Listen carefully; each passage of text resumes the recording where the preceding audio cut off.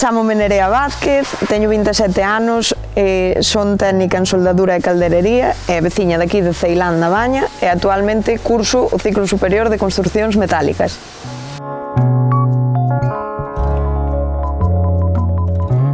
As xeracións máis novas veñen máis con outra mentalidade, pero as xeracións máis maiores, é certo que a Baña ten unha poboación bastante avellentada, sigue tendo ese rol da muller de a muller ten que estar na casa, a muller ten que estar casada. De feito, a min tamén me pasou persoalmente de que se non sigues ese rol é como que non valeras para nada. Unha muller que non se casa, que non ten fillos, que non fai esa vida, que non ten unha valía, cando non é así.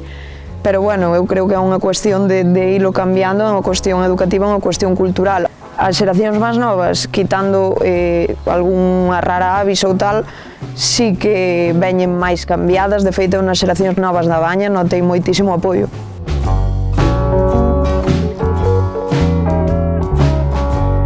Eu creo que me prexudica porque unha xa non hai oportunidades laborales debido á falta de industria e outra porque tanto na Baña como en calquer lado as mulleres somos máis das que se pensan, pero seguimos sendo poucas, estamos moi pouco visibilizadas no mundo do metal, entón non te aceptan de primeiras.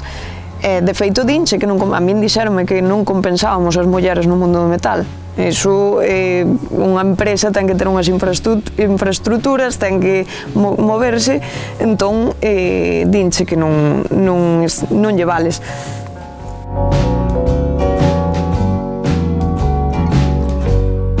Pois actualmente ben, cando comecei, os comezos sempre foron duros, eu xa iba bastante mentalizada e a nivel familiar sí que non me sentí moi apoiada. En cambio, a nivel social, no que é o meu círculo social, sí moi ben. Os meus amigos sí que me apoiaron moitísimo e me botaron para adiante, pero bueno, despois a xente que xa non era do meu círculo social, a verdade é que xa non lle das importancia, porque como vas a escoitar de todo, mentalizaste e non lle das ningún tipo de importancia.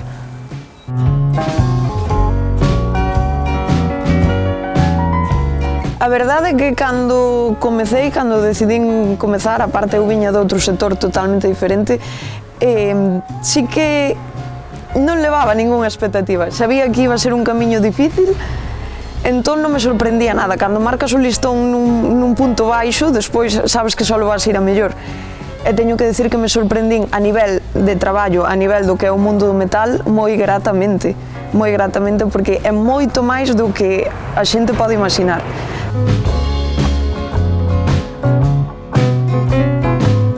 Por suposto, e poño sempre o exemplo de un home que fai unha profesión que está máis catalogada de muller, non vai a ter problemas para atopar traballo. Unha muller que fai unha profesión que está catalogada para homes vai a ter, xa para a súa inserción no mundo laboral, moitísimos. A pesar de que agora, bueno, intentan axudar as grandes empresas con subvencións, sí que vai a ter moitos problemas. Unha vez demostres a túa valía, será como a todo, se ti vales non te van a deixar marchar. Pero xa tes unha presión social moito máis grande. Por exemplo, cando eu comecei, eu sabía que se eu non remataba o FP, que iba a ter unha masacre encima miña, porque xa me estaban xuzgando a cada minuto, entón se non nos remataba, o comentario que iba a sair era o de mira, para que te meteches eso, se total xa se sabía que non valías, que non valía para ti eso. Entón sí que tes moitísima máis presión, parece que tes que demostrar moitísimo máis, cando en realidade non é así, ou sea, estamos todos igual de capacitados.